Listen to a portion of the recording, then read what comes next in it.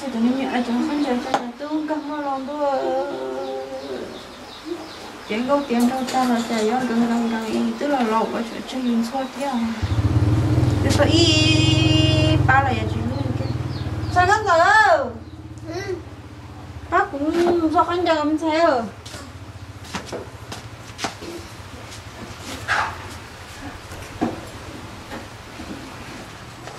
mình xe mà cái mắt xăm buộc bé đó có mấy không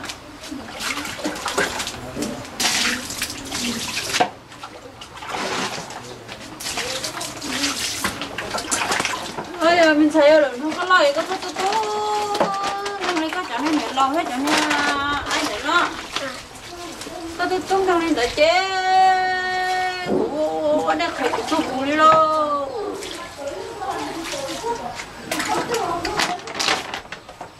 ta tiền đâu ta rồi nhớ dụ gì nhớ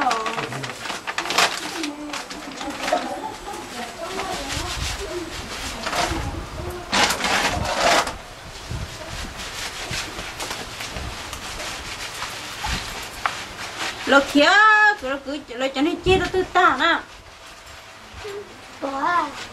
bỏ lo bây giờ chơi một tọt đâu mẹ đang tàu luôn đây hai chị tôi rồi thôi để thôi xét vẫn giữ luôn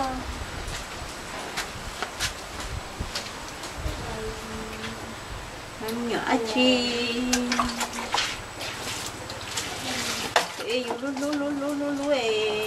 lu tao luôn đi rồi lu tao nu chợ này nó nu tay tiếng có tiếng đâu tay chỉ lui cái lô cái chỉ khoa cả chỉ nó cả cái gì lu tao luôn đi rồi sáng tôi tên tôi tao mò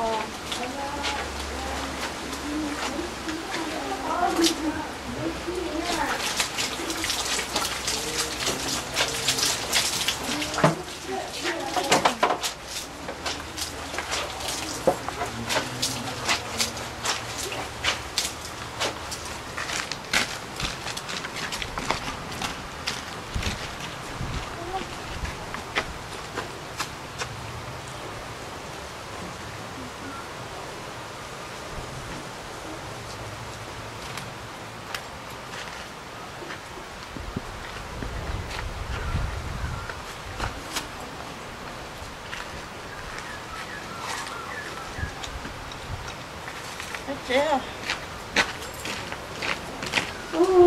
chị cho cái giờ tay vô xuôi cái nào cũng con luôn vô xuôi tăng rồi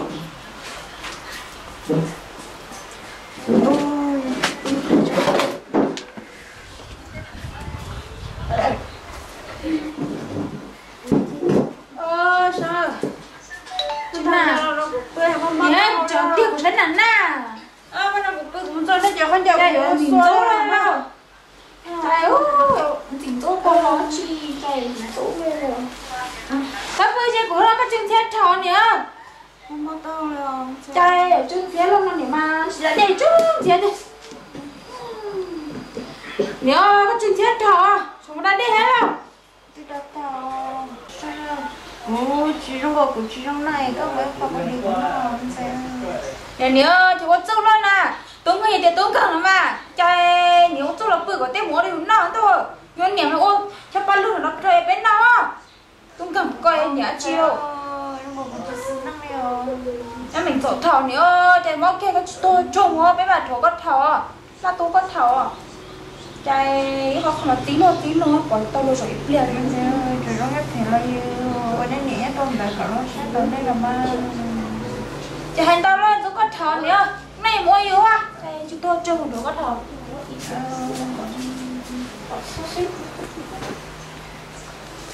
wow trong đấy mới có đi của nó thấy không của chàng anh kiến có một ở đó nín nào cho cháu được không nè chứ muốn cho em được tôi hả chứ muốn giờ tôi giao dùng mà anh của chàng lấy kiến nè chàng lấy kiến tôi lo đúng không ấy á dùng tôi tiền đâu bác của tôi chưa wow trong đấy mới con đi của nó là ha chỉ tao đấy liều nhớ chẳng anh kén à Cho một chút xin năm nhiều nên sẽ nhớ tụi mày tao nói à tia cái nó tay ôi chẳng lên kén nha chú rồi Ủa xuống nó. đầu kén mình chơi đi đó nó nên nó là thằng gì chú rồi một cái kia tay của tổng cũng này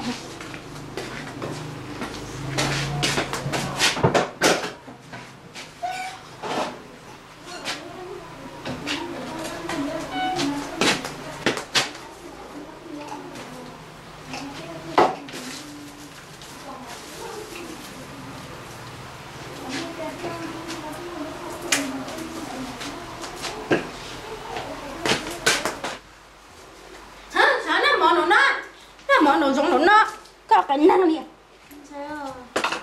nó là của nó mà nó nhá sợ chăm nó lắm mà phải không cháu mà nhảy luôn mà nó giống hàng nhá Có tụi nó mà cháu cái kia hỏi tao ta nói ha cho nó chúa mà không cho nó của lối sang cái tao rồi á Chó đâu của chuột thôi đó. Nè cho xe nhà có đợt kế đó là. Sợ chấm mà cho tướng thao đó là. cho nó là nó nhẹ cho sợ chăng nó mà Nó đi chơi cái gì mà chó tên chăng nó tá lâu. chăng nó mà cho sợ chăng nó mà Thôi sao? Một bên luôn nói hả? Nó kìa. Trời. dạ con để con tao chi là Hỡi mà nó kia cho nó có con cho chúng ta chi làm. dạ nó chỉ nó ta Vô đâu đâu.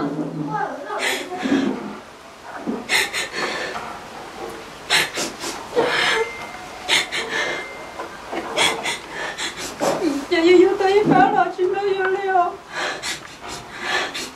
giờ chị nhớ tôi mẹ lúc tao lúc kia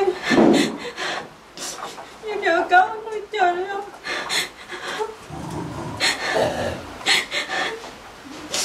nhưng mà mới giờ không lo hai cậu có điện đâu nhưng mà nhiều lúc tê chút tê bây giờ tôi sắp tới tao luôn đi giờ này mà cao hơn trời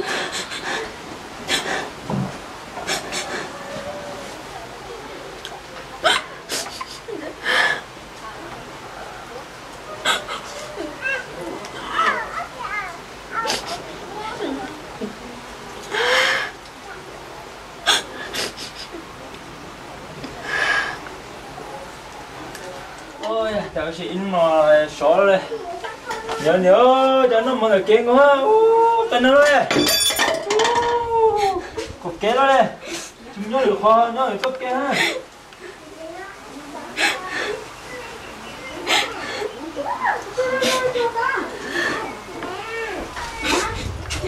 tôi cho mình nhớ lắm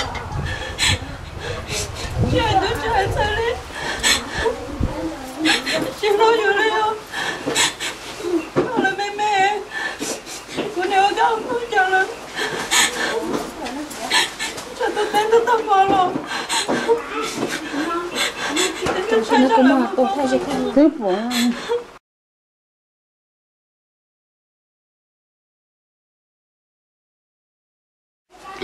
là để mà mua ya đi sang tôi tên tôi tâm vào giờ nó chuyện số đó là nó cho nên nó vô lo là xin lỗi vô gia đình có tôi tiền trong ta lo giờ xin lỗi vô lên đó tôi nhiều mà mỗi cái này cả qua tuổi cho cái gì nè chân gì tốt tặng bỏ cây là thằng nó làm mà chồng chưa cha mình nhiều đó tôi là xin lỗi vô lên tôi là xin lỗi vô lên đó giờ tôi phải tiền có tiền đâu ta lo xin lỗi vô lên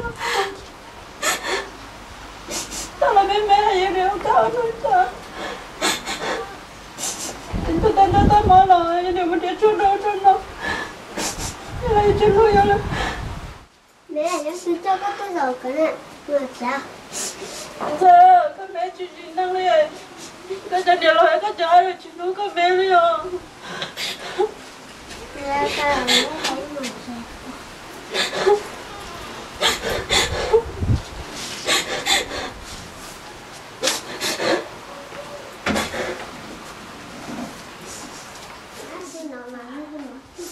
Nên giờ con mà cho mấy nó hồi rồi nó chụp. Chụp tao đi à. Ô, nhìn thôi con dây thôi đi chào. thôi chào người tên nó chỉ hú đi nè. Chị hú đi à. Chụp với cho chị hả? Dạ con dây chúng ta giờ cùng nhìn trên thôi của hú Lúc chứ. chót đó nó sẽ mất chỗ đặt thủ thế này hả? Bây giờ cái bắt đầu thuê. Thôi rồi chị ba đi chị ấy cũng hay giờ con dây hay nó mua tuổi cho mấy đèn nó chán trâu cho con dây đi à. Lúc gì chị nó nói là còn nán nhỉ chúng muốn thuốc ta tên nó đi hả? Giúp theo liều.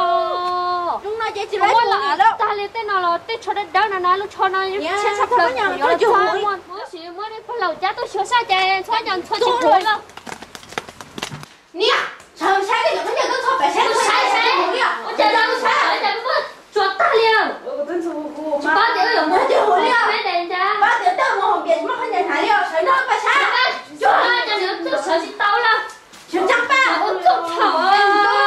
Sao cho ba nhá. Cháu tôi một chị tao Thôi tôi em một chút tao đi đâu. cho là cái không cái start sau nè cho mà Dạ nó thôi giờ thôi dài thôi chứ hủi nữa. Cho phải sai kia. có thể bé chả nhà bé khỏi ruột kia nó là có muốn chuột chuột ta lên cho tôi Nó thôi giờ thôi không nói nữa. Nè, chị lúc nào nó chấp là một chuột ta lên nè thôi chứ hủi nè. chứ có không mất gì là có một con cháu chuột ta lên nè Cái bởi thì tết chơi nè. Cho giống ta cái thôi chứ hủi đấy đâu. Đó mấy đàn này còn há chi mua. Lúc nào của lúc nè. lúc sau đó là có một chuột ta lên nè có bao lúc nào lúc mà ta của nam một tầng của tôi đó nè Lúc nào nè giờ lúc tuần trâu ấy ok nè cái thôi chứ hủi nè. Đang tính tôi